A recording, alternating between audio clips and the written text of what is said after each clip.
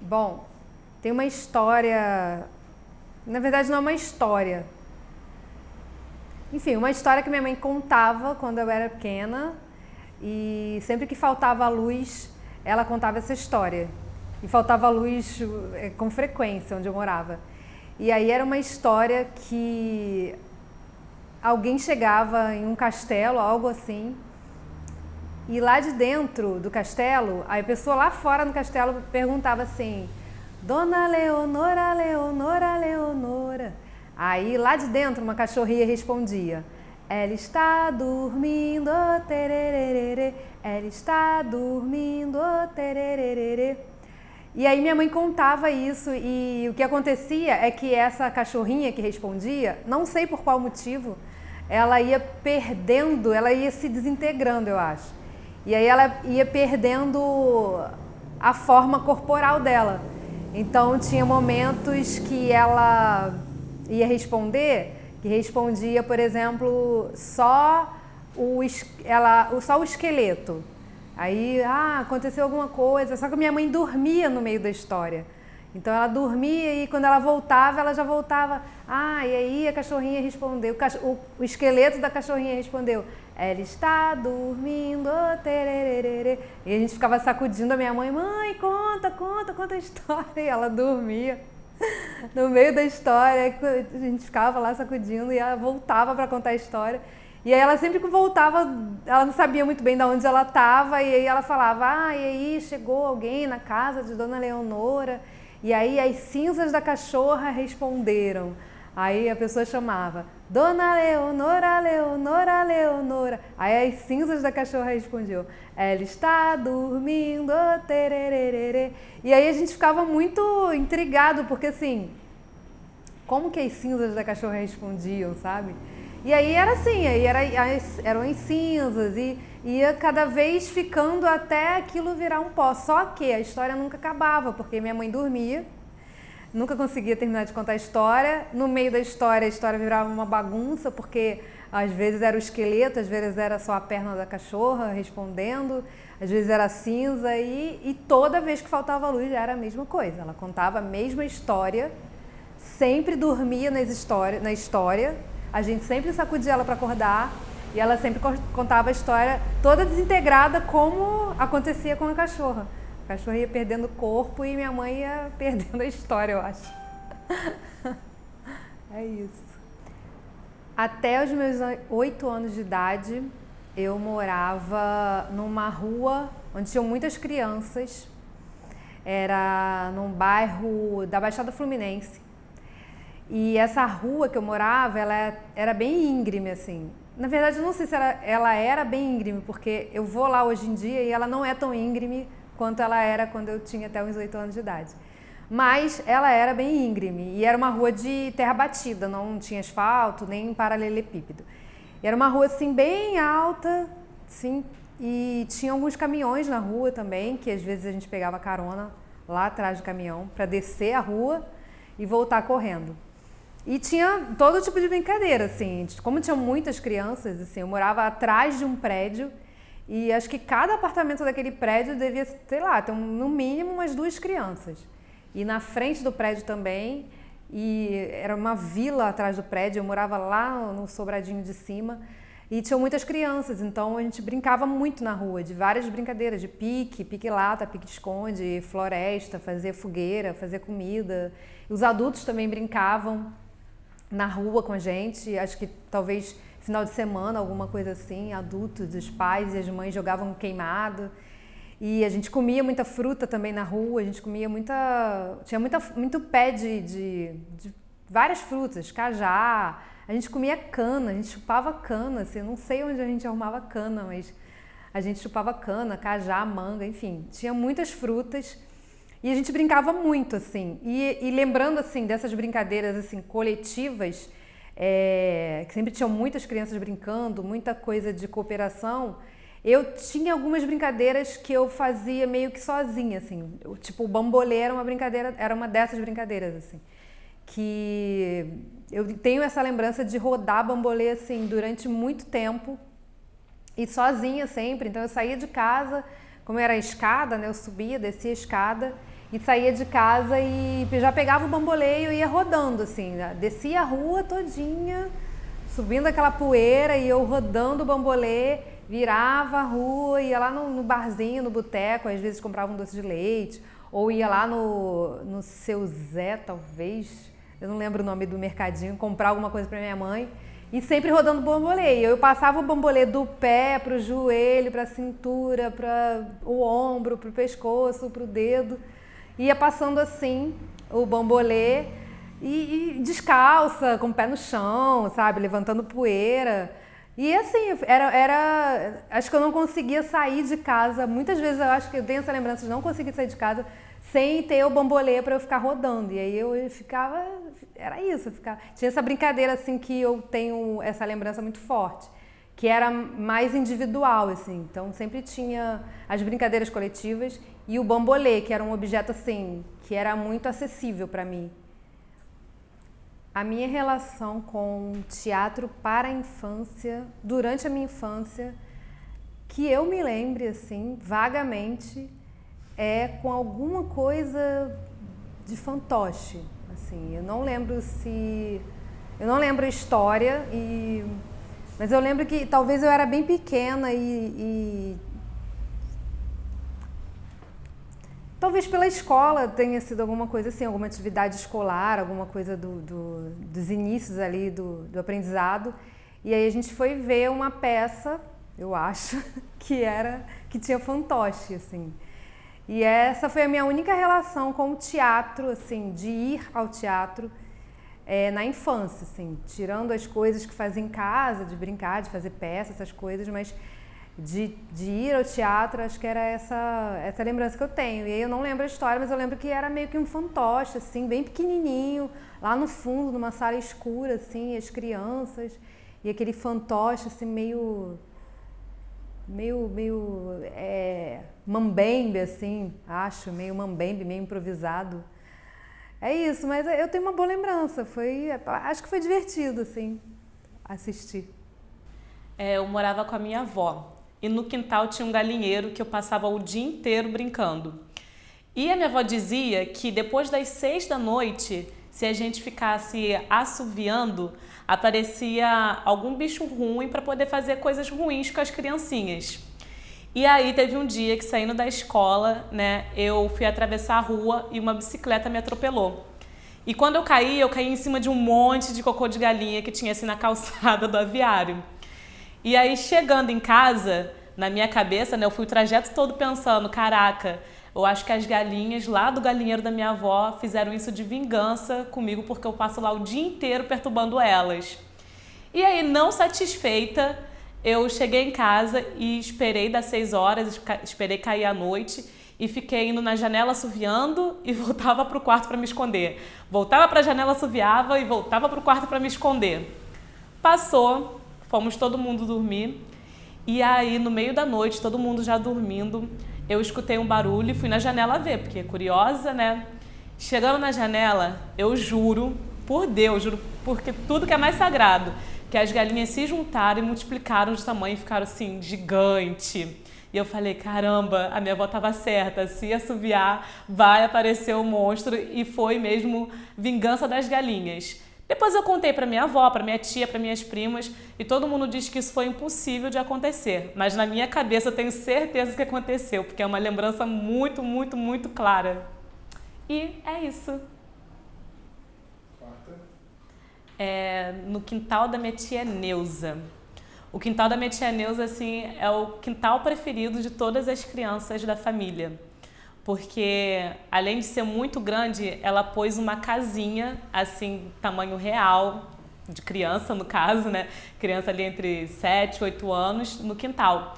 E no quintal tinha muita árvore, muita planta, cachorro correndo. Ela botava a piscina montava a piscina no quintal e botava a televisão de fora para fazer cinema pra gente. E a casa da minha tia Neuza era muito grande, assim.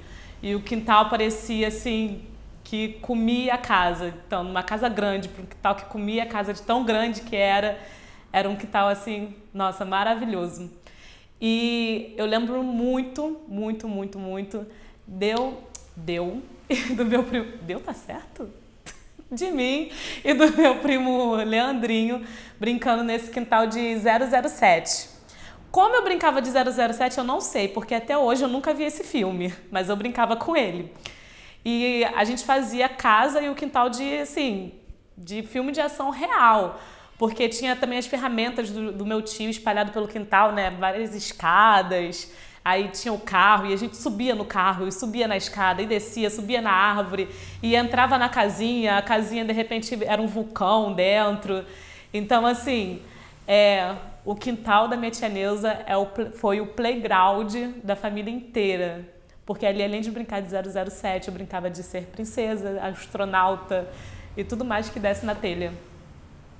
O meu primeiro contato com teatro na infância foi através das minhas primas. Eu costumo dizer que, assim, é um pouquinho de tudo que eu gosto e sou dentro da arte vem delas. Porque uma prima minha gostava muito de dançar, outra gostava muito de cantar, mas a que me inspirou mesmo foi a minha prima Ohana. Porque a minha prima Ohana fez teatro desde muito cedinho, né? E eu sou a mais nova de todas. E aí ela ficava ensaiando, batendo texto no quarto e eu ficava imitando ela. Ela saía para a escola e eu ficava mostrando para minha tia, para todo mundo que eu sabia imitar a Ohana, que eu era igual a Ohana. E aí eu fui crescendo e tudo mais e ela começou a me puxar para dentro também. Ela ia bater texto, aí ela vinha bater texto comigo. A gente gostava muito de ler história, né?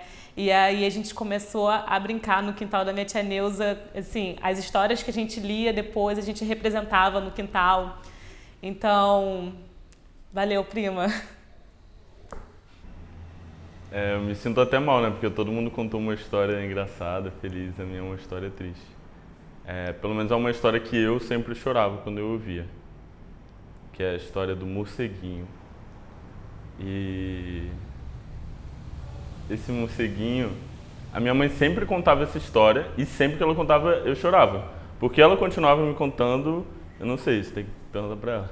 Brincadeira, eu gostava da história, só que era triste, eu chorava assim numa parte específica. E o morceguinho, ele morava numa sociedade de morcegos e esses morcegos todos eles chupavam sangue. Mas esse morceguinho não chupava sangue. Aí, ele sofria muito com isso, como é próprio do morcego que não chupa sangue. Tinha questões sociais, familiares e tal. É um épico, né? Eu vou resumir aqui a história, que basicamente, um determinado dia, o pai desse morcego vai lá na fazenda onde tinha uns bois que ele chupava o sangue dos bois.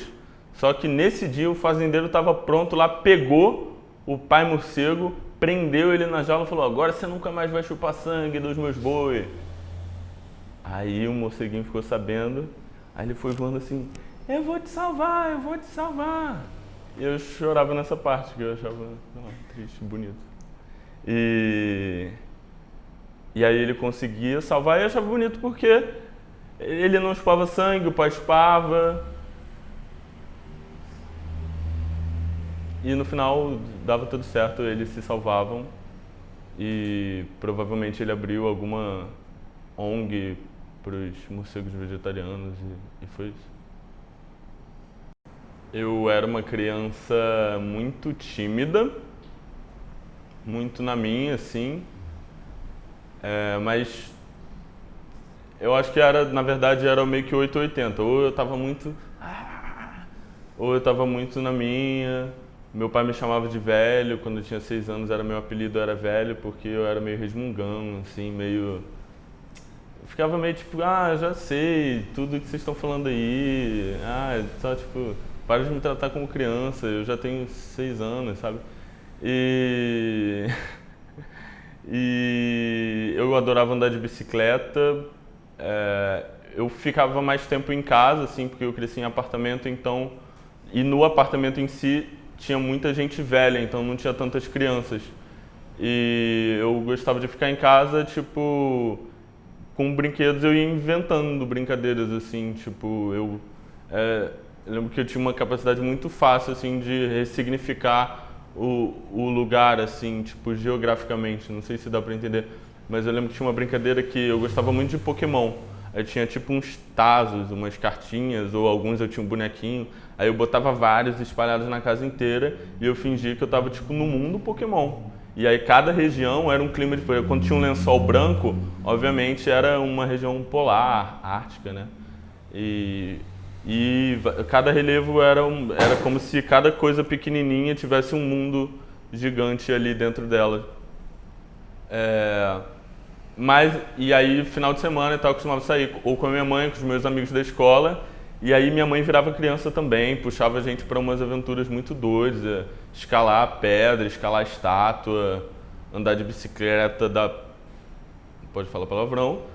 Andar de bicicleta de um lugar longe para um lugar muito longe. E uma vez ela levou a gente para Niterói, a gente foi andando de bicicleta pela orla toda até, sei lá, Jurubeba, não sei nem o nome do lugar, a gente nem conhecia nada, a gente só foi andando. Eu, ela, meu amigo, a gente foi. Na volta choveu, assim, e acho que era isso, assim, minha infância foi... Acho que essas coisas me marcaram muito, assim, enquanto... Minha relação com teatro para a infância, quando eu era pequeno, nenhuma, assim, eu... Não vou falar que eu não assisti nunca nenhuma peça, porque aí minha mãe vai ver e vai falar assim, eu te levei para assistir.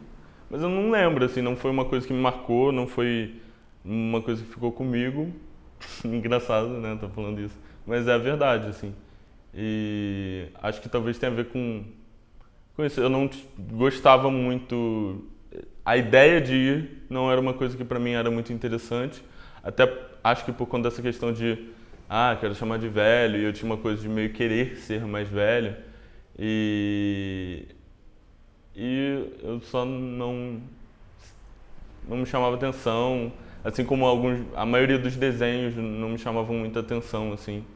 Acho que a única coisa propriamente para a infância que eu consumia não era teatro, não era desenho, era mais tipo joguinhos, assim, e brincadeiras. Mas não lembro de nenhuma peça, não teve nenhuma peça que me marcou quando eu era pequeno, nada.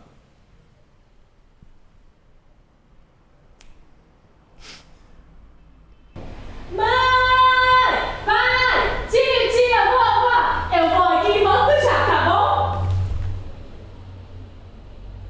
Então uma risada, brincar também. Na dança, sonhar, viver de arte, querer. Dá um beijo, diz a cara, escreve pra não deslembrar. Desencuta que eu curto, aproveita que vai dar. Se tua com certeza, acredite até o fim. Começa pelo olho, vai de tim, tim, tim. Mira, bola, mira, bola, ula, lá. Tente de outro jeito só pra ver o que vai dar. Mira, bola, mira, bola, mira, bola, lá. Mira, bola, mira, bola, mira, bola, lá. Pois que era essa vez? Um sapo! Bonjour! Sapoliglota? Bonjour les amis! Avec vous, mon ami Lapou, ici? Non. Non? Merci beaucoup. Tout passe bien. Alguém já visto meu amigo Lapou por aqui?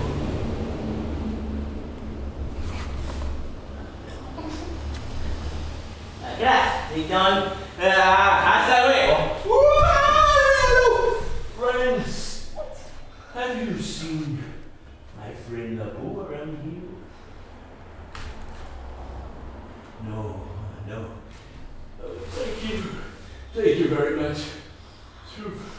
Too bad, well, then Lapou.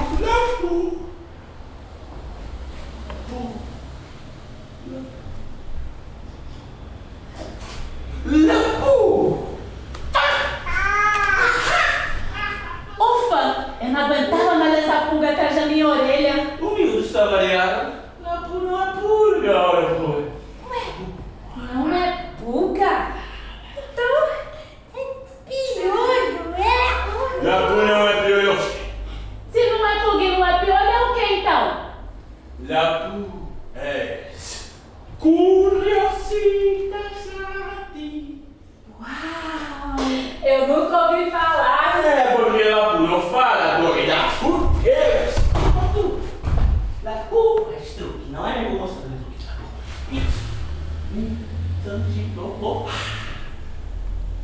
Senhores e gentlemen, eu tenho el placer de apresentar-vos el pequeño gran la Pooh, la curiosità extraña vinda de Turquía con sus grandes poderes aqui a domar.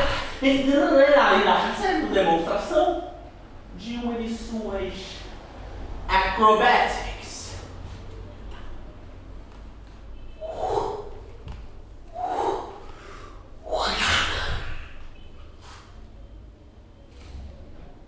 Caraca!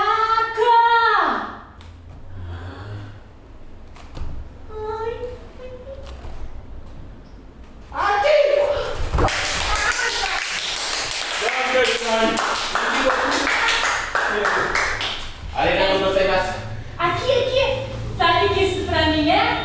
É bem uma pulga amestrada. E tu, c'è cosa? Un cientifista? Un curiosista per caso? Não, eu sou só Sabicheia.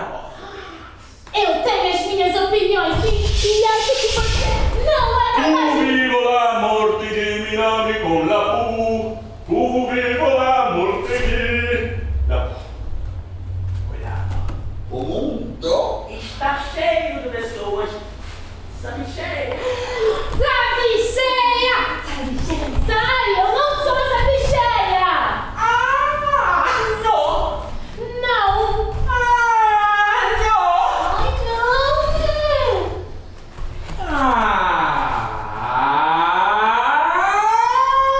Ai, não! No! Eu já disse que não! Blá, blá, blá. Quê? Duvido! Eu não sou mesmo? Blá, blá, blá. Então prove! Eu provo! Blá, blá. Preparada? Ai, pra quê? Blá, blá. La Pooh! Blá, blá. Ai! Por que o céu é azul? Por que não existem mais dinossauros? Por que a Terra se chama cadeira e não banana? Aonde que mora Deus? Por que eu não posso ficar acordada até tarde? De onde saem os bebês? E o que é ser? Falando. Ai, pois que era essa vez? Por que você que conta? Porque sim, tá? Mas por quê? Porque e você não me chamou pra ajudar? Muita ajuda que nunca atrapalha. Era essa vez uma formiga centopeia. Formiga centopeia. Era essa vez uma formitopeia. A formitopeia ia andando contente para longe da árvore que tinha maçãs. Mas a grama verde fazia ondas. Assim.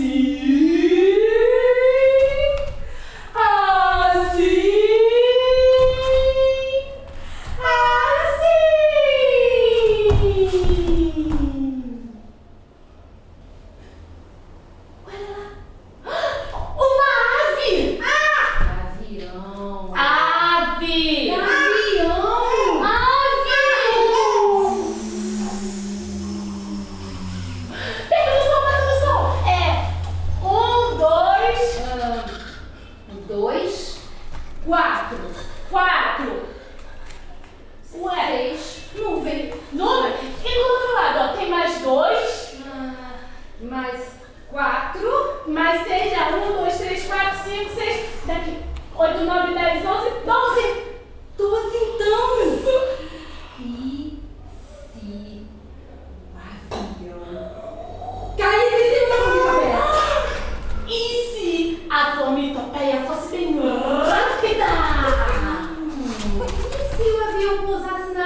frutinha maçãs?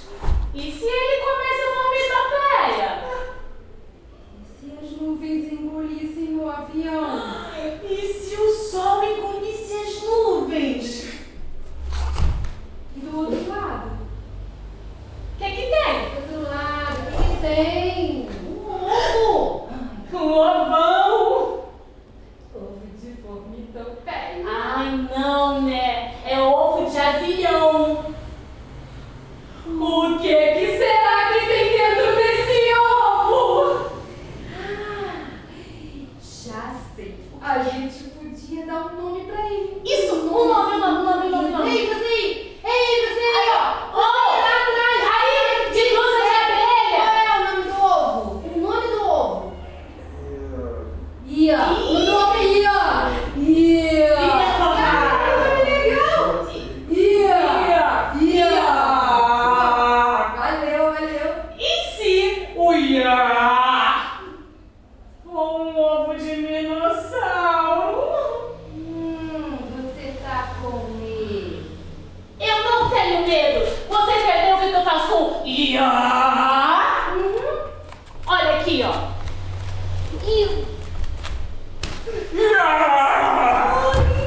Você chutou um milhar! Eu chutei igual o Neymar. Aí, você quebrou a janela, deixa lá da frente, hein? Vamos contar pra ela. Isso é também tinha uma história que eu vi uma vez. Você tava. Não, eu não tava. Você não tava assim. Você não tava. Não aconteceu isso. Aconteceu assim. Aconteceu Aí ela falou assim. assim, ó. Aí, vamos pegar aquilo tudo ali, vamos espalhar tudo. Não, mas E aí, você não quis jogar. Foi ela não me jogar. E aí ela falou que precisava de ciúme.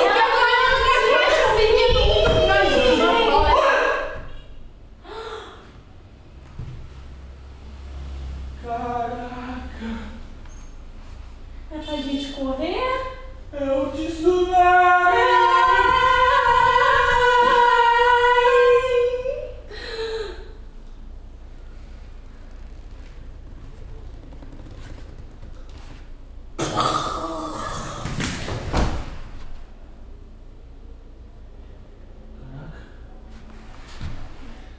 Não, né?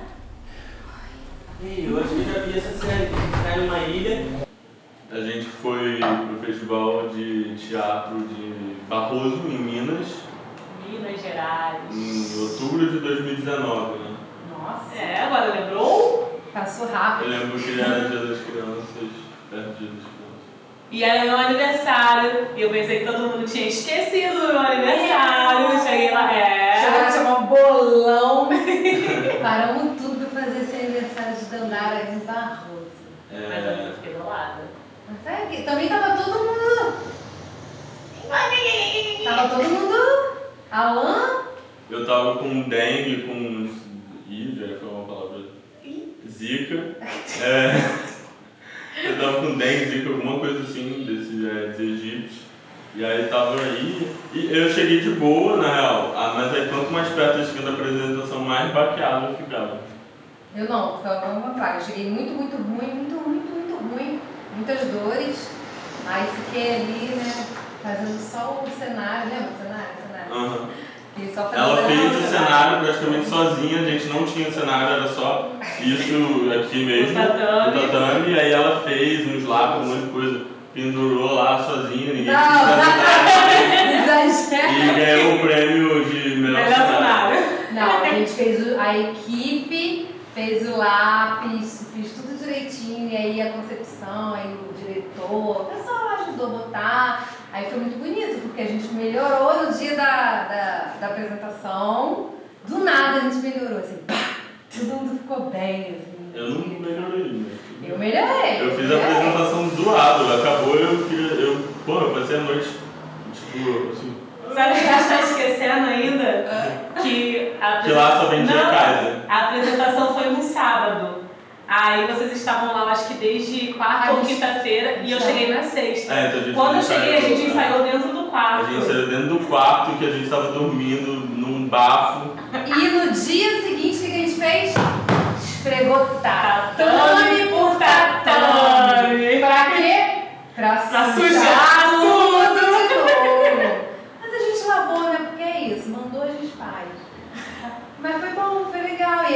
ganhou o quê? Vários prêmios. Prêmios, Mas, ó, cenário. Ganhamos os prêmios porque foi o início bem legal. A gente fez um início diferente lá na frente. Teve dos desenhos com as crianças. A gente incorporou essa coisa de interação maior com as crianças, né? Isso. A peça começava antes de começar. Teve, as crianças gostavam bastante. E aí quando eu entrava já tinha que, como a gente fez os lápis, né? E aí já entrava, já tinha os lápis assim no chão, aí deu um climão, né? Você entrava assim, tinha aqueles lápis assim espalhados, pendurado, meio parecia que tava caindo, foi tudo todo e... E foi a primeira vez e única que eu fiz cachola. E já ganhou um prêmio! Eu não tinha apresentado o cachola. Mas você apresentou depois? Não. Depois veio pandemia, coronavírus. É verdade.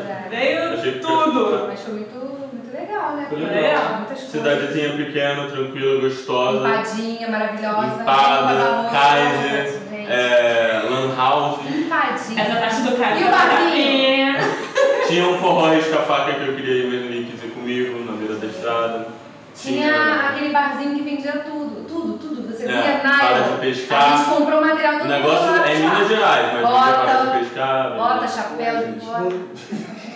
Eu não vivi nada disso, fiquei em cima da hora. É verdade, dá pra você pescar em lá também. Mas lá não tinha, eu não vi lá. Foi muito bonito. Barroso foi um acontecimento. Barroso foi um pequeno acontecimento. Foi. Mas eu fiquei muito chocado que eu ganhei prêmio, porque eu achei que eu tinha ido muito mal na coisa. Porque eu tava Você sem tava na força. sua essência, entendeu? Lembra aquela coisa de Na trabalhar próxima na exaustão, No próximo lembra? festival eu vou pegar Tava uma todo mundo dele. na exaustão. Eu na exaustão, você na exaustão. Teatro físico aí, ó. Eu poder trabalhar em exaustão. O que fala, doutor? Não, mas o engraçado foi a gente recebendo o prêmio de melhor cenário. Gente, que? Não, mas tava bonito. Não, tava bonito o Nossa. cenário. Não, tava muito bonito o cenário. Mas é porque A gente não esperava, A gente não esperava. porque foi assim, né? Uma Foi coisa que a gente improvisado. decidiu ali. Eu fiquei muito sem graça ainda. Eu não fiquei não, cara, porque eu fiquei fazendo lápis por lápis, enrolando, colando. Não, tô comprando falando material. de ator, atriz. Não fiquei também sem graça não, fiquei muito satisfeita. Bom, mas é porque você tem toda uma trajetória que você chegou e isso é só uma coisa que... Mas eu tô pensando. Não, eu fiquei surpresa, porque eu tinha visto algumas peças infantis lá, essas pra criança, e eu olhei assim e falei, zero chance. Não, surpresa. E aí do nada, Não, surpresa não, mas eu não fiquei tipo sem graça lá não. Não, fiquei sem graça. Acho que foi legal, bacana. Fui lá, botei meu melhor sorriso. Não, bonito, cara. Foi bonito. E aí foi isso, aí a gente foi embora, né? Levamos empadinha, trouxemos empadinha pro Rio de Janeiro. É isso. 20 horas de viagem. Mora em Cachola Barroso. viajada. Mora em Barroso. Barroso é muito legal. Barroso tem raiva. E o nosso coração. Não, não,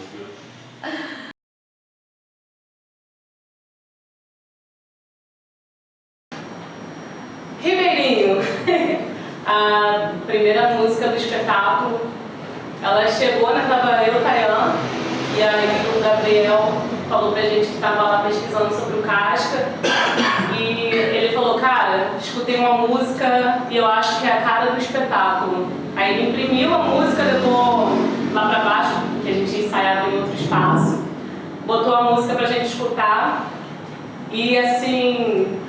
Primeiro eu pensei que a música ia tocar, né, no radinho, porque eu falei, porque quando eu entrei na companhia, eles perguntaram, o que você faz? Aí eu falei, atuo e faço circo, só não canto, a única coisa que eu faço na vida é cantar. Aí quando ele mostrou a música, eu falei, não, ele vai botar lá a musiquinha pra tocar na hora, né. Cantem. E foi uma primeira experiência de cantar música bem tensa. Eu lembro que teve um rolê também de... A gente ficou na dúvida se a gente poderia, né, por causa dos direitos e tal. Aí o Gabo mandou uma carta pro compositor e ele falou, não, super pode, tá tranquilão e tal. E aí foi a música que mais me desafiou, pelo menos pra mim, assim, porque eu meio que, né, tive que aprender a cantar nela. Essa é a minha lembrança. lembro quando a gente começou a usar esses sacos, né, com tampinha que tinha um barulho de rio, né, o barulho do rio. E aí o Gabo chegou e falou pra gente que a gente precisava usar eles de outras formas, que a gente tinha que encontrar utilidades cênicas pros objetos, além da música. E era bem difícil, né, pra gente construir a cena e encaixar aquele som de uma forma que ficasse muito natural. Ainda mais que mexer um peteleco nesse negócio é um estrondo. Ficava um caos a cena. E era o tempo todo assim, a gente fazia e o Gabriel tá muito alto. Aí a gente fazia, tá muito baixo. A gente não conseguia acertar. Igual o barulhinho do...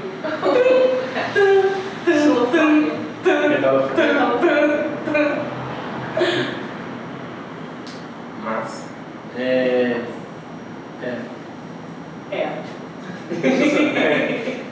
A gente lembra também do começo da gente ali, quando a gente teve a necessidade de ter mais pessoas do que a gente imaginava da peça. E aí foi chegando Letícia, o Dan, e aí a gente foi compondo essa musicalidade, né, pra peça. Eu lembro que teve um dia, cara, que foi terrível pra gente, assim, que... Vamos fazer uma música! Lembra desse dia? Vamos fazer a música, vamos fazer a música. Então tá, ó. Então vai, vamos. Ó, comecei aqui, ó. Vá. Vai, Letícia. Tá a sua melodia aí. Ai, não sei. Não, joga aí. Ele disse, ei. Tá. Agora vai, Donara, você o quê? Não sei. Gente, eu não canto. Não sei. Não, mas faz qualquer coisa. Não sei fazer qualquer coisa. Não sei. Pô, Donara, não é possível, tem alguma coisa saindo aí. Não sai, não sei o quê. Caraca, Maria, é só cantar. Aí eu mostro assim, né? Básica. Como sempre. A do assim, saudável. Mas eu lembro que foi espremer pedra, olha. Mas foi bom, porque naquele dia ali eu já saí com uma ideia bem bruta ainda do que seria a música que ficou na peça, né? O embrião foi ali, daquela dinâmica que a gente fez. A gente viu a necessidade da peça, a gente viu o que a gente precisava dizer naquele momento e a gente foi trabalhando em cima disso. Né? E o que me ajudou muito foi quando a Kika, ela, eu lembro que nas primeiras vezes que ela fez, eu falei, caraca, você tá servindo de quê? Tô fazendo aqui um negócio de... tô fazendo coisa com coisa.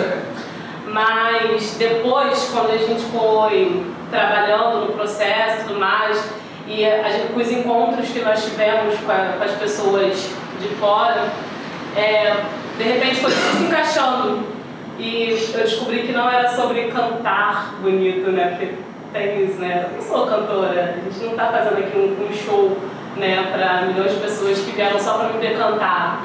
Foi sobre descobrir qual era o tom da peça. Quando a gente começou a descobrir qual era o tom da peça, você pode mandar aí cantar que eu canto, meu amor. Mas só no casca. Fala um pouco pra gente do começo do espetáculo. O espetáculo começa num lugar chamado Ribeirinho. Todo o primeiro ato da peça é Ribeirinho. Fala um pouco do primeiro ato, do começo da peça, como é para vocês, para alguns de vocês. O começo da peça em Ribeirinho, para mim particularmente, é a parte que mais me toca, assim, pessoalmente, por questões pessoais, sobre espiritualidade e tudo mais. Porque bem no início, que Ribeirinho é esse lugar, né, que a gente faz muita referência ao rio, à cachoeira, e pra mim Ribeirinho é exatamente isso. Ele é como a água, sabe? Ele vai, ele passa, ele vem, mas tá sempre ali. Ele tá sempre ali, independente do que aconteça. Pode chover, pode cair relâmpagos, enfim, pode acontecer um apocalipse, mas o rio está sempre ali. E me toca nesse lugar, Ribeirinho, né, por causa dessa relação entre o eu e a divindade, né, a natureza. Sei lá, Ribeirinho me emociona, Ribeirinho me lembra mãe, me lembra da minha adolescência, quando eu fiquei rebelde. Ribeirinho me traz eu, só, sem muita coisa, só eu. É isso. Mas é pra falar de Ribeirinho mais da peça ou mais de eu? Pode falar. Você tem algum ribeirinho na sua vida real? Tenho. Muitos ribeirinhos. Porque eu considero o ribeirinho assim, o colo das minhas avós. Infelizmente hoje eu só tenho uma em vida, minha avó Maria e minha avó Wanda, que eu tenho certeza que é minha estrela guia, que me guia em tudo. Está sempre comigo em sonhos, em sensações, em momentos. Minha avó Wanda é minha grande inspiração. Ela é minha... ela é minha. E eu sou dela e eu acho que... Enfim, minhas avós. E minha mãe, né? A minha mãe tem um cantinho todo especial que é só dela. Depois eu falo mais, fala aí um pouquinho. Eu vou puxar a música aqui já pra dar uma paisagem sonora já. Falando de vó, falando de mãe. Como é essa questão desse lugar, ou desse abraço, desses espaços, dessas sensações com vocês? Assim, que a gente agora nesse momento está chamando de ribeirinho, assim. Vocês têm? Lucas? Não, Letícia?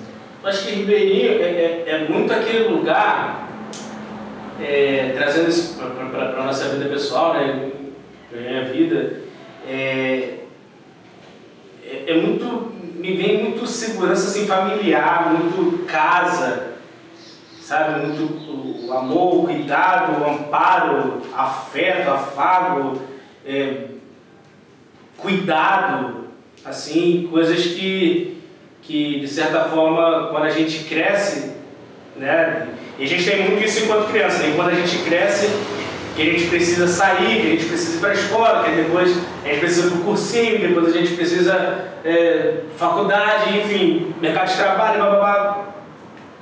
E toda essa transformação que acontece na nossa vida, que a gente vai perdendo um pouco disso, né, a gente vai dando mais a cara a tapa, a gente leva alguns tapas da vida mesmo.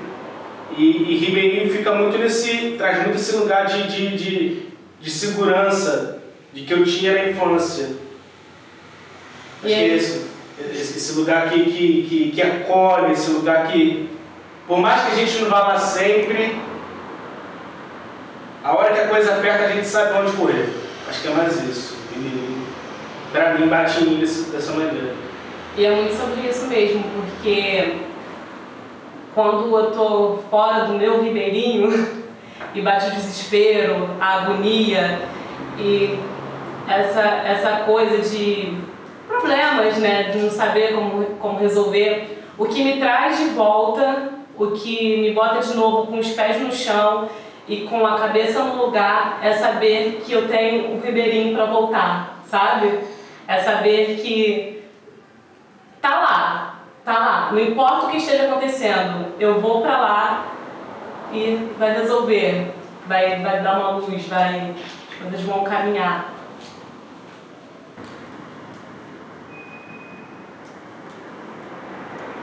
E aí o legal é que...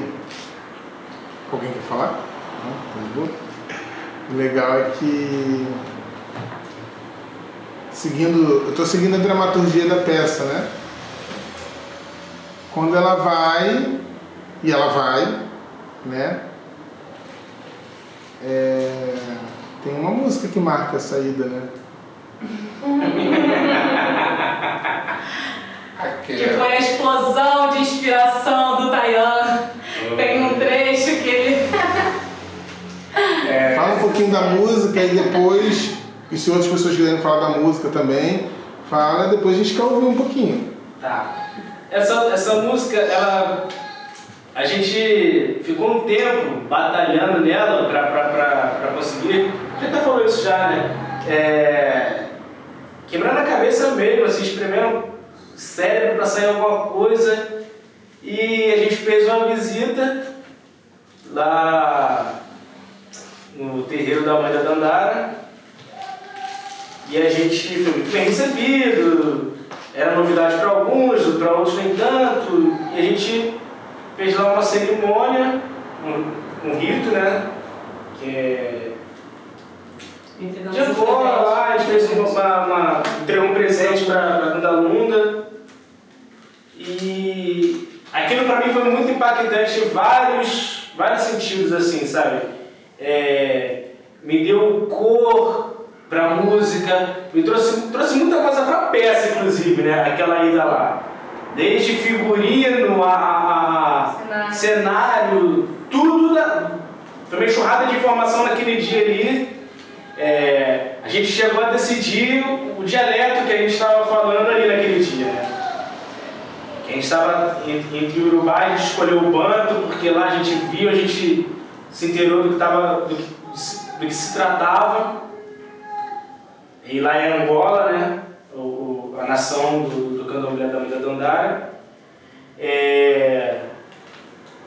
E a gente voltou de lá com muito sentimento, com muita coisa fervilhando na cabeça, creio tanto na dramaturgia quanto cenicamente, enfim. E aí, nesse dia assim, a gente entregou um presente para a Gandalunda. E eu costumo dizer que, do decorrer dos dias até a conclusão da música, teve um momento que, não sei se eu pedi, se é alguma coisa, mas eu acho que não deu assim, escreve isso aqui, filho. E aí, meu orgulho é um trechinho da música, mas eu acho muito poético, acho que a alma da música está ali, inclusive, não sei.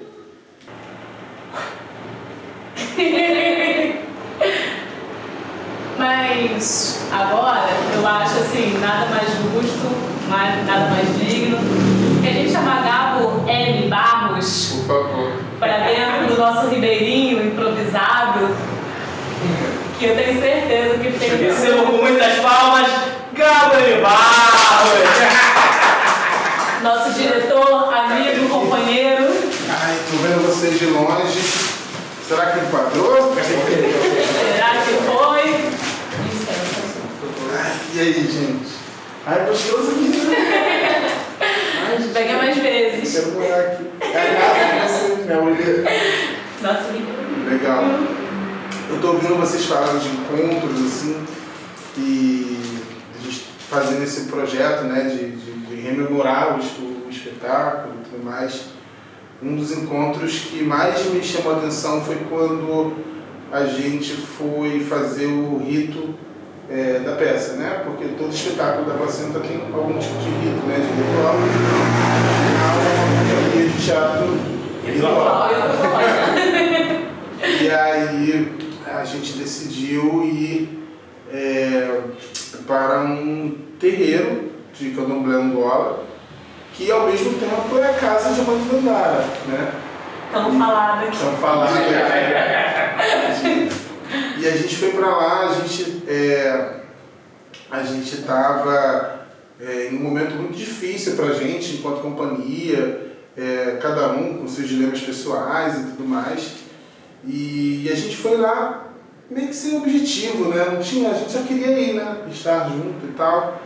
E a gente vai assim, completamente de peito aberto, completamente aberto para esse encontro, e é extremamente bem acolhido por todas as pessoas que nos acolheram, que fazem parte, né, daquele agrupamento de pessoas. E passamos por vários ritos, né? Eu lembro que cada um que estava ali tinha uma relação diferente, inclusive com o candomblé, algumas mais intelectuais, outras mais corporais, outras de afastamento e outras de aproximação. né? Mas mesmo com cada um com experiências diferentes, a gente acabou tendo talvez o nosso primeiro momento de uma experiência coletiva, né? De grupo. A gente ainda sai de lá, para além de todos esses encontros, do que a gente recebeu, do que a gente deu, a gente ainda sai de lá com muitas ideias para o espetáculo, né?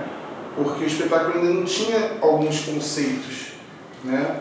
E a gente sai de lá com alguns conceitos. É lá que a gente entende qual língua a gente de fato vai falar na peça, que até então a gente estava pensando em dialogar com o Yorubá, e lá a gente recebe esse encontro com o Banto, né? Lá a gente recebe do Caboclo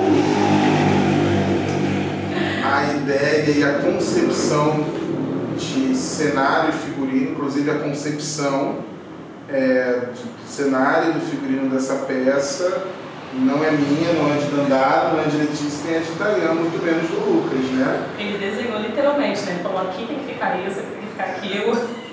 Sim. O Caboclo determinou tudo que deveria ter na peça e a gente simplesmente acatou. Ainda deu material. Ainda deu, né? E ainda mandou a filha de santo costurar o figurino. As filhas de santo costuraram o figurino. A gente, cara, ganhou muito presente naquele Sim, foi incrível. E acho que foi um dos encontros para mim pessoalmente, inclusive, porque depois eu fui lá mais uma vez no terreiro da mãe de Dandara, e é um lugar que eu, toda vez que eu entro lá, eu me sinto em casa, assim, de verdade, assim. Não sei o que é, mentira, eu sei o que é, mas eu me sinto literalmente em casa. Eu já chego, já tiro o sapato, já sento lá, já ganho um abraço incrível, e sabe, a minha energia vital vai se equilibrando assim, de uma forma assim, absurda. Assim. Eu fico, até que da última vez a gente ficou não fazer nada, né? Tipo, horas e horas sem fazer nada, e foi incrível, né? E foi incrível sem fazer nada, assim. É isso. Acho que foi fundamental. Foi um rito de passagem, né? Foi o rito que a gente começou a entender espiritualmente o que significa essa peça. Talvez a gente já tinha entendido intelectualmente, a gente estava aprendendo corporalmente, mas lá a gente entendeu espiritualmente o que representa a peça. E eu acho que a gente consegue criar essa tríade que é tão importante para o teatro ritual, né? Que é o corpo, a mente e o espírito, assim. Não só para o teatro ritual, mas para, aliás, quase toda a base de conhecimento e sabedoria do mundo é pautada na simbiose dessas três coisas, né? Corpo, mente e espírito. Acho que é isso. Isso me lembra... Ai, não sei se pode. Não, mas... Depois corta. Não, mas é porque me lembra uma coisa que aconteceu agora na televisão, né? Que tinha uma representante nossa, que eu acho ela legítima, pode ter tido os erros dela quanto pessoa, quanto ser humano, que é o normal de cada um. E a partir dos erros dela como ser humano, como pessoa, quiseram deslegitimar toda uma causa, toda uma luta pelas atitudes dela em rede nacional no reality show, sabe? As falas dela lá eram muito certeiras, eram muito assertivas e eram falas completamente que nós temos que ouvir, sendo que ali tinha uma pequena coisinha. Ela começou a se preocupar em... Ela aprendeu tanto em lugar nenhum o que era ser ela, o que era ser nós, que ela começou a falar como eles sobre nós. E aí, quando ela falava as coisas certeiras, quando ela falava tudo que era muito certeiro, nós não entendíamos, porque estava em outra língua. Então, assim, eu acredito que ela foi muito julgada lá dentro por causa disso, sabe? O vocabulário mudou. E aí, ela estava certa. Assim, se você pega um dicionário, se você pega uma pessoa que é acadêmica, se você pega uma pessoa não, se você pega um preto que é acadêmico, um preto que tem mais acesso, ele consegue compreender, ele consegue entender. Mas infelizmente isso é a minoria da minoria da minoria da minoria. E aí acontece que essa maioria que é opressora, que é julgadora e tudo mais, deslegitimou toda uma causa, né? Todo um movimento. Então, é uma chave que depois que a gente vira, é muito difícil a gente voltar. Acredito assim que ela agora vai continuar sobre as causas, sobre as pautas, mas diante de todos os apontamentos que ela vai começar a repensar isso e que nós repensemos também. E eu trouxe esse exemplo aqui porque pode parecer às vezes que a gente está falando muito subjetivo, né? E aí, não sei.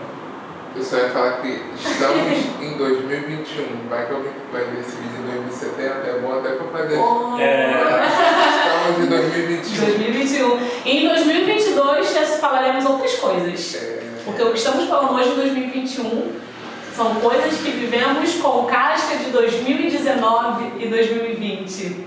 Casca de 2021 é outro casca, porque a gente está ganhando propriedade ainda, né? Se ano passado nós tínhamos 30% de pertencimento da nossa história, esse ano nós temos 40%, depois nós temos 50%, 60%. E capaz quando chega a 100, a meta seja 200. Quando a gente bater a meta, vai ser a meta. 100, não era do 100, amigo. Era do 500%. Era do 500%. Porque novos griões virão. Dandara,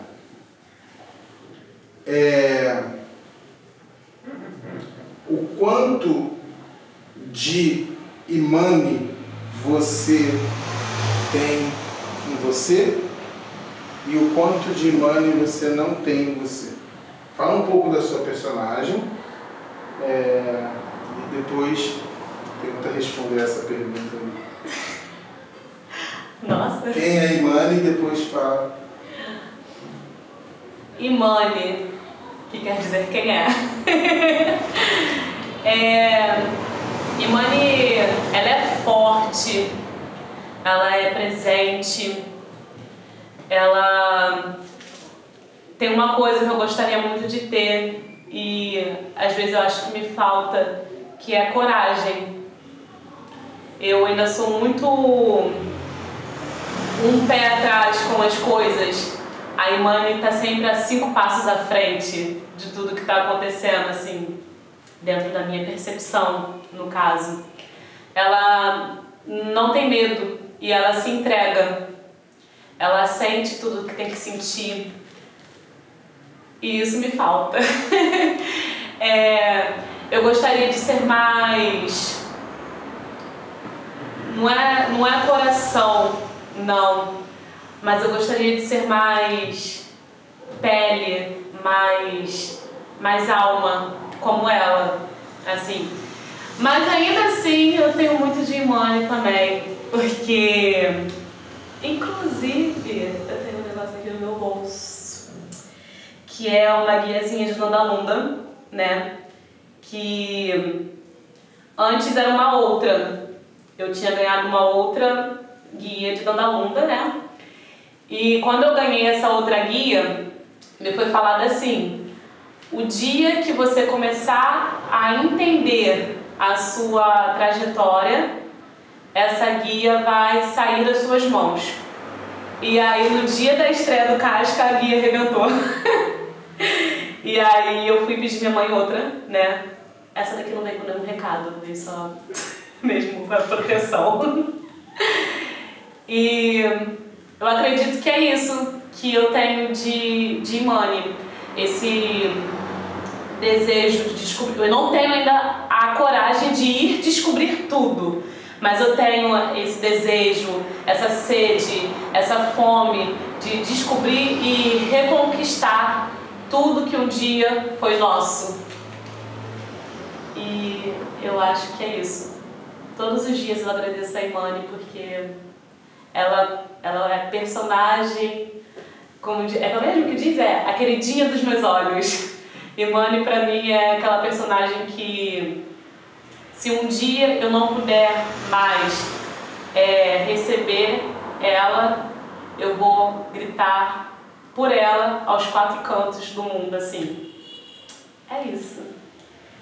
Tainha, para a gente fechar esse documentário sobre a memória, as memórias do Casca de Ninguém, a pergunta que eu trouxe para você é a seguinte: em que esse espetáculo modificou, ou se ele modificou, né, e caso positivo, o que ele modificou na sua vida pessoal, ou na sua vida artística, ou na sua vida enquanto indivíduo, existencial, enfim. O que esse espetáculo mudou em você, transformou em você? Não, de fato teve transformações assim bem significativas, né? Eu lembro de logo no começo, muito na ideia ainda do que ia ser o espetáculo, eu fiquei entusiasmado porque a primeira ideia era falar sobre o povo preto, né? E no elenco ia ter só preto. E eu fiquei muito entusiasmado, lembro de ter ficado muito, isso aqui, blá blá blá. E aí a Gabriela falou, ó, calma, porque isso também é um mergulho bem fundo dentro das nossas feridas, vai doer em algum momento, eu já adianto isso. E foi exatamente isso, sabe? Muitas barreiras, muitos castelos que eu tinha na minha cabeça com relação à minha vivência, a eu dentro da sociedade, caíram.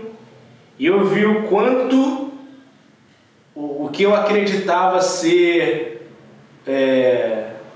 enquanto cidadão, enquanto homem, dentro dessa sociedade, caiu por terra muita coisa, assim. Quando a gente vinha mergulhando assim nas nossas feridas, né? Porque houve isso também, né? O que te atravessa, o que te cega, o que te alegra. E aí a gente foi mergulhando e foi reconhecendo no outro também essas feridas, também essa fenda, né? Que a gente, caraca, velho, isso acontece com ele, acontece comigo, acontece com todo mundo que é preto, e a gente, enfim. E para começo de conversa, assim, até antes da nossa visita lá ao terreiro da Mãe da Dandara, eu era um dos que não queria ir, porque eu tinha muito medo e até aversão mesmo, assim, ao candomblé, umbanda, o espiritismo de uma forma geral, né? Porque foi muita coisa incutida na minha cabeça, que isso era uma coisa do mal, maligno, isso não trazia coisas boas para a pessoa, era um atraso de vida na pessoa, enfim. Fui crescendo com isso na cabeça. E quando me deparei, o Gabriel falou assim, ó, a gente vai fazer essa visita, não é obrigado, mas assim, quem não for vai perder muita coisa, porque, né, é onde a gente vai beber, a fonte daqui a gente vai beber. E eu tive que lutar muito comigo mesmo pra ir. Assim, eu confesso muito que eu não dei o migué no dia pra não ir, porque no dia a Dandara tava comigo, a gente dormiu no mesmo lugar, e aí não tinha muito como meter um migué. Ela tava comigo, a gente teve que ir, enfim, a gente foi. E chegando lá eu tive a oportunidade de conhecer, de ter toda essa experiência incrível que foi estar lá. E foi tão forte para mim, tão significativo, mudou tanta coisa para mim, que hoje eu sou do candomblé, sou raspado, catulado, fiz tudo o que tinha que fazer, toda a cerimônia que tem que ser feito, sou ogã, no candomblé não da Mãe da Dandara, fui no outro, mas é da mesma nação, também é de Angola. E mudou muita coisa assim, né? Na minha vida, mudou, me fez, eu acho que a palavra, assim, a palavra-chave pra mim, do que é esse espetáculo,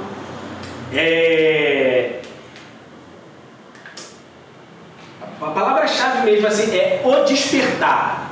Eu acho que eu dormia, eu estava sonolento, eu não estava ciente muito do que acontecia ao meu redor. Eu acho que esse espetáculo me despertou para a vida. Espiritual, social. Acho que é isso. Para mim, o Casca de Ninguém, se eu pudesse dar outro nome, seria esse, o Despertar. Pelo menos que foi para mim. Letícia, eu lembro que acho que uma das primeiras vezes que a gente se encontrou foi ali na Praça Tiradentes, não foi? Uhum. Foi, né? Foi, né? Foi. E aí você me contou o que você fazia e tal. E aí depois você trabalhou comigo em alguns espetáculos no Hilda Hilst e tal. Hilda Hilst, não é isso? Rato Mudo? Foi. E depois fez o treinamento da placenta e tudo mais. E quando você decidiu fazer parte do processo de Casca, você estava, se não me engano, na produção. Não é isso? Aí a gente precisou de uma atriz. Na verdade foi um convite, né? Então, mas aí a gente precisou de uma atriz. Aí eu perguntei pro elenco assim, quem a gente chama e tal, e foi unânime. Não, chama a Lê e tal. E aí teve todo esse prazer, né, de estar com você no elenco. E a gente sabe agora que você está mudando de carreira, mudando de áreas, e que a gente fica muito feliz com isso. E eu queria saber o que você leva, tanto do Casca quanto do teu lugar enquanto atriz, né, de excelente atriz que você o que você leva dessa energia da atuação, dos palcos e tudo mais para esses novos ares que você está tomando tanto na área do teatro, né, em outras áreas do teatro, quanto na sua vida pessoal, em outras carreiras também. Como é que é isso? O que você leva do teatro? Essa é uma pergunta muito difícil. Até porque quando você fala outras áreas, eu não tenho outra área. Hoje, eu conversei, cheguei a falar um pouco e foi uma decisão bem dolorida, mas ao mesmo tempo aliviante, porque era uma situação que estava me machucando e me incomodando, mas ao mesmo tempo eu me vejo um pouco perdida, sem saber o que fazer agora. Eu faço teatro há 11 anos, então de repente eu não ter mais vontade de estar no palco me faz pensar o que eu vou ter vontade de fazer agora, sabe? O que eu tenho vontade de fazer agora? Eu não sei qual é essa resposta. E tudo bem até então. Às vezes eu me pego pensando, tá, mas eu acho que eu preciso ter uma resposta, né? Talvez eu precise, mas agora tá sendo suficiente não ter essa resposta. E sair dos palcos, não sei, é muito difícil, porque era um lugar que eu me sentia muito à vontade, eu me sentia muito em casa, essa coisa de ribeirinho, né? Talvez eu devesse responder que meu ribeirinho era aqui, era no teatro, era com o meu elenco, era com as pessoas que estavam ao meu redor, que eram meus amigos, e que tinha essa coisa de você saber que você pode voltar, né? E eu acho que o que eu levo são as amizades, as memórias, né? As sensações que ficam no corpo, que ficam na gente, né?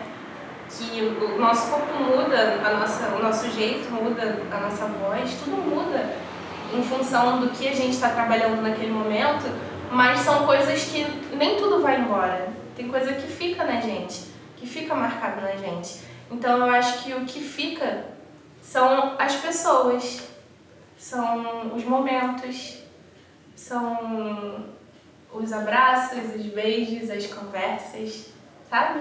Acho que é isso que fica. Bonito. Eu posso dizer que com certeza você vai encontrar, porque da mesma forma que você é uma atriz super intuitiva e super talentosa, você vai se dar bem no que você for fazer, pode ter certeza. De verdade, de coração. E a gente tá aqui, qualquer coisa. E só tá indo porque eu tô deixando. Corta. E é isso, né? Ribeirinho tá aqui. Corta. Deixa eu chegar mais pra cá. Vai ficar pertinho. Lucas, você tá chegando no espetáculo, né? Esse espetáculo que ainda tem muita coisa para seguir. E queria saber quais são suas expectativas, assim. O que você espera pelo que você já leu do espetáculo, pelo que você já viu do espetáculo, pelas primeiras vivências que você está tendo desse espetáculo, das coisas que você vai trazer também, né? Porque esse espetáculo, a gente já conversou muito sobre isso, ele é muito pessoal. Então, mudam as pessoas, muda-se um pouco o espetáculo, né? A gente acabou de falar que ele era um monólogo, virou uma peça para 4 pessoas, saiu gente, entrou gente e tal. É como se ele fosse uma passagem mesmo, sabe? Um rito de passagem, assim. E você que está pisando inicialmente nesse nosso terreiro, o que você espera?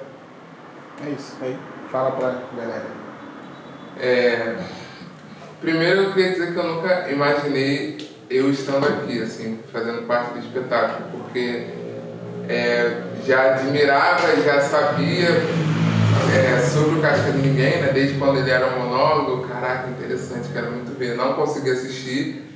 E aí, quando eu assisti lá no Castelinho, né, que era com Tayan, Letícia, Dandara e um outro ator, que é o Dan, eu tava com um amigo, que é o Brenner, que também fez parte um pouco da placeia e tudo mais. E aí eu ficava, mano, tipo assim, depois a gente voltou, né, ele deu uma carona, e eu ficava, cara, eu tava pra ver isso, sabe? Era o que eu queria ter visto mesmo, há um tempo já, por admirar o trabalho que o Gabo já vinha fazendo com outros espetáculos que eu já tinha assistido. Eu queria ver uma parada assim, nossa, né? Uma parada pretona, vamos dizer assim, daquele jeitão.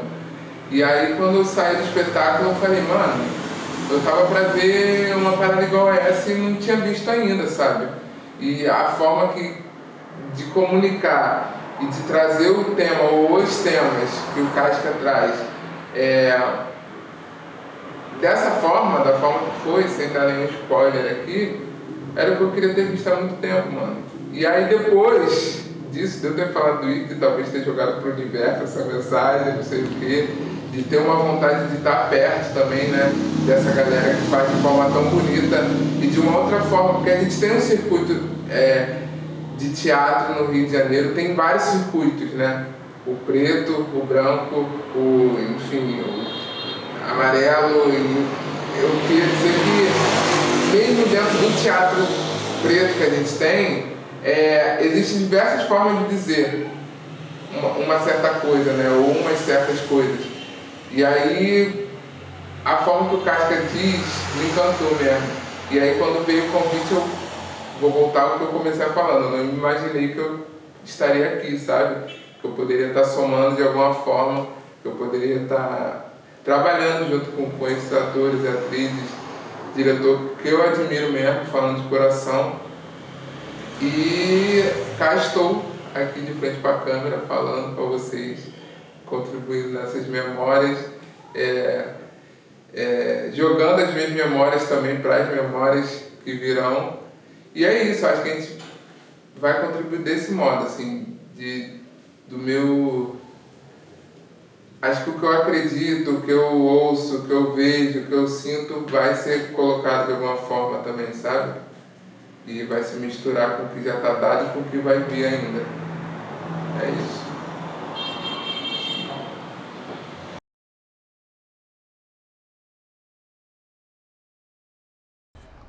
Bom, vamos lá. Agora a gente vai fazer um exercício chamado Os Princípios Criativos da Arte, que é um exercício onde a gente trabalha a partir de um improviso, né? Aliás, como todos os outros que a gente trabalhou até agora, todas as outras partes de um lugar do improviso. A gente gosta muito de trabalhar isso na companhia e para entender esse lugar da intuição.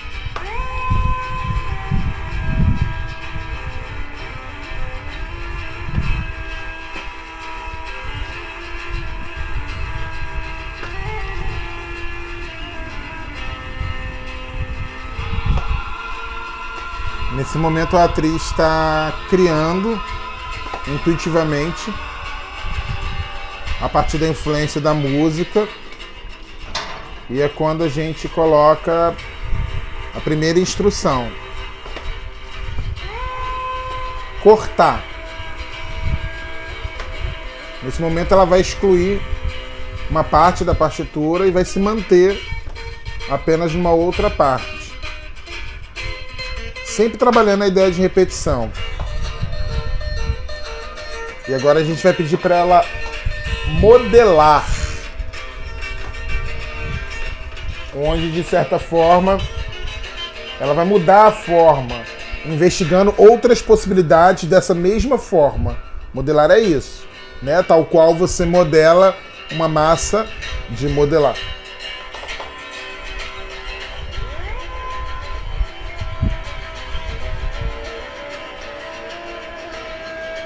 A terceira instrução vai ser para que ela misture.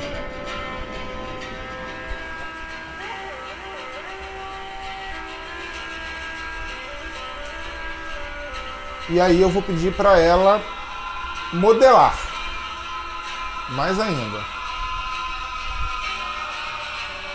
e cortar.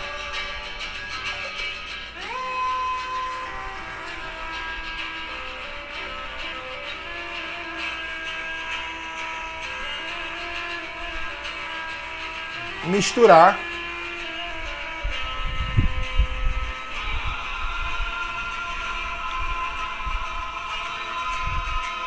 Modela, mistura. Modela o que você misturou. Isso. Perceba que isso acaba sendo uma forma da comunicação entre a direção e a atuação em poucas palavras. Corta a parede. Mantém o impulso que a parede te dá, mas sem a parede. Isso.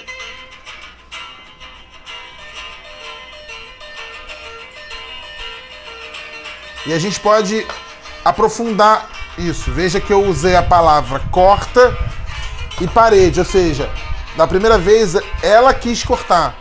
Dessa vez sou eu que induzo o que ela vai cortar. Isso é um jogo. Pode ser eu e pode ser ela.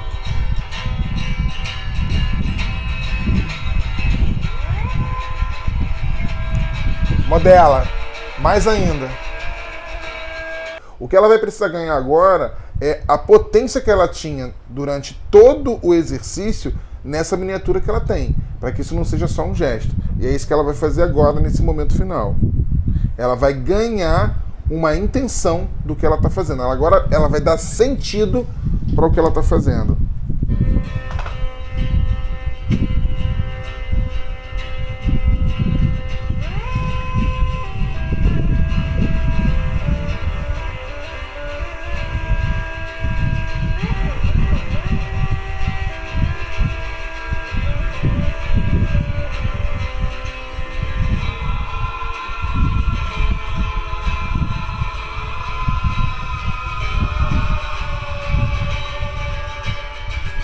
Às vezes o que a gente pode pedir para que ela compreenda melhor esse sentido e energia é fazer o seguinte. É como se a gente fosse dar um Ctrl Z. A gente vai voltar, só que eu vou dar vários Ctrl Z. Volta agora para a partitura original toda, vai. Isso é possível fazer, por quê? Para que ela entenda corporalmente qual é a energia que ela está vibrando aí. Só que da próxima vez que eu sinalizar para ela, ela vai voltar porque ela construiu agora no final. Só que trazendo essa energia que esse corpo está dando para ela. Vai pro final. Ó, percebe como muda? Ó, é uma outra coisa. É o máximo de trabalho, é o máximo de esforço para o menor resultado. Essa é a essência do teatro. O que a gente está buscando é isso. É esse lugar. E ela vai começar a trabalhar essa emoção. Pode ir lá no Zoom. Ela vai começar a trabalhar essa emoção. E a gente vai chegando na criação.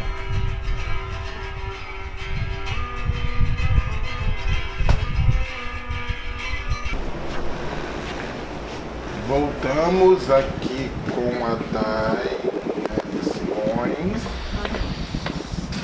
E aí, Dai, eu começo para você relembrar um pouco das experiências que a gente fazia na fronteira, esse trabalho de composição através de lugares mais subjetivos. Né? Existem várias formas de criar enquanto ator. A gente estava conversando lá embaixo sobre o estudo do texto, né? A partir da unidade de ação, que é uma forma bem concreta, bem objetiva de criar, mas também existem outras formas de criação a partir de outras influências de outras formas, inúmeras, dezenas, centenas, né? Enfim, como você se sente revivendo isso? Acredito que há um tempo você não, até por conta da pandemia, né? A gente ficou parado. Com uns 2 anos, talvez, né? Uns 2 anos, assim, que eu não vou pra sala de ensaio. E, cara, sempre é muito bom, né? Aí você passa um filme quando tá fazendo, né? Você tá escutando as instruções, a música, aí você se deixa levar. Mas aí o corpo já sabe fazer também, então, assim, já tem aquela memória e fica muito mais fácil, mas o que o ponto principal é o quanto é importante você se manter sempre trabalhando, né? Porque, por mais que você se leia muito, eu acho que eu sou uma atriz muito do corpo. A gente estava conversando sobre isso também. Eu não consigo ficar, às vezes, lendo, eu entendo muito mais fazendo. Então, cara, fazer exercício é sempre muito bom. Porque eu começo a resgatar a atriz que eu sou, de como eu trabalho, de como funciona, de como é a minha criação, entendeu? E aí você volta lá para a sala de ensaio, para o espetáculo, aí eu consigo sentir o cheiro do espetáculo, sabe? Eu consigo sentir a água, consigo sentir o público, então tudo isso volta porque já está dentro da gente, né? Isso é muito interessante, muito bom. Bacana, bacana. Então, o que você sugere? Poxa, foi pena que eu só lembrei agora de perguntar isso para você. Enfim, vai nesse agora. O que você sugere para as pessoas que talvez tentem fazer exercício, né? Porque esse exercício a gente está instruindo a quem está assistindo, né? Tem que fazer em casa e tal. O que você sugere? Uma coisa que eu não falei, mas que vale a pena, é que aqui eu estava conduzindo a Dani, né? Dando algumas instruções para ela, algumas ela fazendo por conta própria, mas esses princípios não necessariamente precisam de uma pessoa instruindo, né? Claro que às vezes é um pouco mais fácil, mas esses comandos, vamos chamar assim, eles podem estar na cabeça do ator e ele mesmo cortar, ele mesmo modelar, ele mesmo se instruir o que ele acredita que precisa naquele momento, né? Então, o que você sugere para as pessoas que vão tentar fazer esse exercício? Como é que elas podem fazer? Qual é a dica que você dá? Enfim. fique, ir para um lugar silencioso, sozinho, vazio, se fechar naquele mundo mesmo, coloca uma música que vai te alimentar artisticamente. Então você vai lá, coloca sua música e deixa você sentir a música e vai tentando lembrar dos comandos, que é criar uma partitura, né, de alguns movimentos, e a partir disso você vai deixando a música te levar. No primeiro momento vai ser um pouco difícil, você vai querer, né, se boicotar, tipo, conduzindo o movimento, mas depois você vai, aí lembra do cortar, aí você corta, tá demais, menor. Aí depois vamos modelar, deixar esse movimento mais bonito, pode ser assim, né, de primeiro, né, sozinho, deixar ele mais bonito. Depois vai diminuindo, vai diminuindo, vai diminuindo. No final, esse cansaço, ele vai te levar para algum sentimento. E aí você começa a trabalhar esse sentimento. Mas eu acho que principalmente, assim, como pesquisa, como prática, né, como experiência, você ir pro lugar, botar uma música e deixar o seu corpo falar. Ele vai saber o que vai dizer. E é isso. Chegamos a La Fronteira, que é o terceiro capítulo dessa trilogia. Estamos aqui agora com a Daiane Simões, atriz do espetáculo. Tudo bem, Daiane? Tudo bem, e você? Tudo bem. A gente está fazendo esse resgate da memória dos espetáculos. E agora no La Fronteira. O La Fronteira é um espetáculo que ele foi pensado para ser um espetáculo que, de uma certa forma, buscasse entender os princípios, as imagens, os símbolos que formaram essa América Latina, né, que a gente conhece. Principalmente porque, de uma certa forma, a gente entende que a América Latina, em relação ao Brasil, ela tem múltiplas facetas, né? Não é tão comum que o brasileiro se enxergue como latino, né? E às vezes também o argentino, o venezuelano também, quando olha para o Brasil, principalmente países como Bolívia, Peru, quando olham para o Brasil, olham de uma forma como, enxergam ele como imperialista mesmo, né? Então é um espetáculo onde a gente primeiramente queria buscar e entender essas ideias de fronteiras a partir de uma premissa.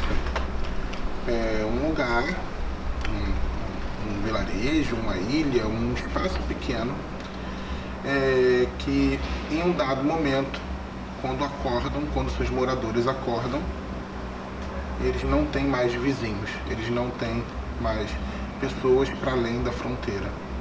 Então, o que acontece com esse lugar que se transforma numa ilha? O que acontece com esses moradores? Foi a partir dessa premissa que a gente começou a pensar nesse espetáculo, e agora a gente vai reviver, vai rememorar, vai bater um papo como foi esse processo. Vale a pena ressaltar que quando a gente começou a fazer o La Fronteira, a gente sabia de muita coisa, mas a única coisa que a gente não sabia era como o espetáculo terminava, né? E a gente acabou terminando o espetáculo muito próximo da estreia, né, dele. E talvez, falando enquanto direção, isso foi muito importante, porque foi só nesse momento que a gente entendeu a dimensão do espetáculo, sobre o que ele estava falando, né? Então é um espetáculo que ele começa a partir de uma premissa que é muito concreta: o que ocorre se uma população de uma aldeia, quando acorda, não encontra suas fronteiras, né?